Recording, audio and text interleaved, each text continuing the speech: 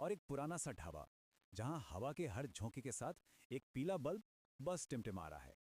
तो चलिए सीधा शुरू करते हैं आज का ये विश्लेषण।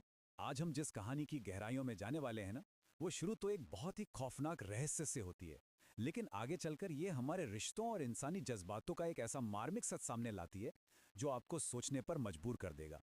ये सिर्फ एक भूतिया किस्सा नहीं है, बल्कि बाहर के सन्नाटे से शुरू होकर हमारे अंदर बैठे अहंकार के शोर तक का एक सफर है। तो आइए बिना किसी देरी के इस रहस्यमयी रात के उस ठंडे माहौल में कदम रखते हैं। अब जरा इस खौफनाक पल को इमेजिन कीजिए। ढाबे में बैठे सभी लोग पिछले 3 दिनों से गायब हरीश चाचा के बारे में बात कर रहे हैं। और अचानक अंधेरे को चीरते हुए लाठी की ठक ठक आवाज के साथ हरीश चाचा सामने आ जाते हैं। उनका चेहरा बिल्कुल पीला पड़ चुका है। आंखों में एक अजीब सी चमक है, जैसे वो किसी दूसरी ही दुनिया से लौट कर आए हों।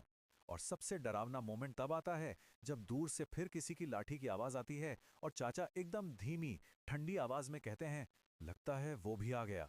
मतलब इस एक लाइन ने ढाबे में बैठे हर शख्स की धड़कनें रोक दी। हम तुरंत इस मिस्ट्री में हुक हो जाते हैं। चलिए इस डरावने माहौल की डिटेल्स को थोड़ा और समझते हैं। ये 3 बातें उस रात की दहशत को बिल्कुल परफेक्टली बयां करती हैं। पहली बात, हरीश चाचा 3 दिन से लापता थे। ढाबे वाले ने बताया कि आखिरी बार जब ढाबा बंद हुआ तो चाचा की चाय का ग्लास भरा हुआ था, पर सुबह वो खाली मिला। अब जब चाचा वापस आए हैं तो उनके सामने रखी चाय में से भाप बिल्कुल गायब है, मानो वो चाय नहीं पी रहे बल्कि उसके धुएं में कुछ तलाश रहे हों। और तीसरी सबसे खौफनाक बात, चाचा ने बताया कि वो हाईवे के उस पुराने मोड़ से होकर आए हैं जिसके बारे में ये मशहूर है कि वहां रात में सड़कें अपनी दिशा बदल लेती हैं। एकदम सुनकर देने वाला सच। और यहीं पर एंट्री होती है इस कहानी के सबसे बड़े रहस्य की। राजपाल। चाचा ने बताया कि वो अपने इसी दोस्त से मिलने उस पुराने मोड़ पर गए थे, लेकिन जब लोगों ने पूछा कि भाई क्या ये गांव का कोई आदमी है, तो चाचा का जवाब और भी खौफनाक था। उन्हें खुद ठीक से नहीं पता था कि राजपाल कौन है, लेकिन उस अनजान दोस्त ने चाचा को पहचान लिया था और कहा, मिलने में बहुत देर कर दी। और उसी ने चाचा को 3 दिन तक उस डरावनी जगह पर रोक कर रखा था। इस बात ने ढाबे के अंदर और बाहर दोनों जगह एक बहुत ही अजीब सा सुपरनैचुरल टेंशन क्रिएट कर दिया था। ओके, तो अब आगे देखते हैं कि ये नैरेटिव कैसे एक ब्रिलियंट टर्न लेता है। आधी रात का वक्त है। ढाबे में डर एकदम पीक पर है। बाहर की हवा और अंदर का खौफ मिलकर एकदम घोटू सा माहौल बना रहे हैं। तभी इस टेंशन को कम करने के लिए एक मजदूर चाचा से कोई पुरानी कहानी सुनाने की गुजारिश करता है। और बस यहीं पर हमारी ये कहानी एक बहुत बड़ा शिफ्ट लेती है। जैसे ही चाचा ने गहरी सांस लेकर अपनी जवानी की कहानी शुरू की, वो टिमटिमाता बल्ब एकदम स्थिर हो गया और बाहर की हवा शांत हो गई। हम एक क्लासिक हॉरर स्टोरी से निकलकर सीधे एक बहुत ही इमोशनल और ह्यूमन फ्लैशबैक में आ जाते हैं। तो अब हम आते हैं इस विश्लेषण के दूसरे हिस्से पर, हरीश चाचा का अतीत, उनकी जवानी के वो मुश्किल दिन। ये कहानी अब हमें एक कच्ची छत वाले घर में ले जाती है, जहां एक नई नई शादीशुदा जोड़ी ऐसी गरीबी का सामना कर रही थी जिसकी हम और आप कल्पना भी नहीं कर सकते। काम मिलता तो रोटी नसीब होती, वरना खाली पेट सोना पड़ता। ऐसे में ये कोट देखिए, गरीबी सिर्फ पेट नहीं जलाती, रिश्ते भी जला देती है। सच कहूं तो ये सिर्फ एक लाइन नहीं है, ये एक बहुत बड़ा लाइफ लेसन है। जब पेट खाली होता है ना, तो सिर्फ भूख नहीं लगती, बल्कि इंसान का धैर्य, उसकी सहन शक्ति और अपनों के लिए प्यार, सब कुछ उस आग में झुलसने लगता है। ये सीधे तौर पर हमें बताता है कि कैसे पैसे की कमी इस प्यारे से रिश्ते को धीरे धीरे राख में बदल रही थी। इस स्लाइड पर जो कॉन्ट्रास्ट है वो देखिए। एक तरफ हरीश की कठोर सच्चाई है, पूरा दिन दिहाड़ी की तलाश और जेब में कुल मिलाकर सिर्फ 2 सिक्के। और दूसरी तरफ उनकी पत्नी की उम्मीदें। शादी के बाद की पहली होली आने वाली थी। अब पत्नी का नेचर थोड़ा ऐसा था कि उसे अच्छा पहनना, अच्छा खाना पसंद था। उसकी नज़र में पहली होली बहुत स्पेशल थी। लेकिन हरीश की नज़र में, भाई, गरीबी कोई त्योहार नहीं समझती। यहाँ प्रॉब्लम उम्मीदों की नहीं थी। प्रॉब्लम ये थी कि इस फेस्टिव सीजन में चाहत और हकीकत का जो ये गैप था ना, वो बहुत खतरनाक लेवल पर बढ़ चुका था। फिर आई वो रात जिसने सब कुछ बदल दिया। होली एकदम सिर पर थी और घर में एक पैसा नहीं था।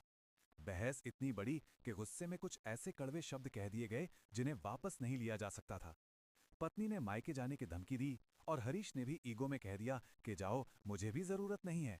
बस कुछ ही पलों में सामान बंधा, एक जोर की आवाज के साथ दरवाजा बंद हुआ और पत्नी चली गई। पीछे क्या बचा? बस एक एकदम ठंडा, खाली और वीरान घर। सोचिए, गुस्से के एक पल ने कैसे उनके आशियाने को तोड़कर रख दिया। तो सबसे क्रूशियल पॉइंट यह है कि यहां हमारे सामने आता है इस कहानी का असली विलेन, अहंकार यानी ईगो। जब पत्नी ने घर छोड़ा तो दोनों की आंखों में आंसू थे। दोनों एक दूसरे को रोक सकते थे, लेकिन उनके बीच ये अदृश्य दीवार खड़ी थी जो उनके आंसुओं से कहीं ज्यादा ऊंची थी। इसी ईगो ने उन्हें रोक लिया। ये बात बिल्कुल साफ हो जाती है कि गरीबी बेशक तकलीफ देती है, लेकिन अहंकार उन रिश्तों को ही मार देता है जो उस गरीबी से लड़ने की ताकत बन सकते थे। खैर, इसके बाद कहानी का फोकस शिफ्ट होता है। अब हम देखते हैं मायके का कड़वा सच। पत्नी जब मायके पहुंची तो शुरुआत के कुछ दिन तो सब बहुत बढ़िया लगा। लाड़ प्यार मिला, सुकून मिला। लेकिन छोटे गांव का माहौल ना पर्सनल प्रॉब्लम्स को बहुत जल्दी एम्पलीफाई कर देता है। जैसे जैसे दिन हफ्तों में बदले, गांव वालों का रवैया चेंज होने लगा। जो सवाल पहले मासूम लगते थे, जैसे जीजाजी लेने कब आएंगे, वो धीरे धीरे तीखे तानों में बदलने लगे। क्या ससुराल नहीं जाना? इस तरह की फुसफुसाहटों ने उस जगह को, जो कभी उसका सेफ हेवन थी, एकदम घुटू और एंग्जाइटी से भरी जगह बना दिया।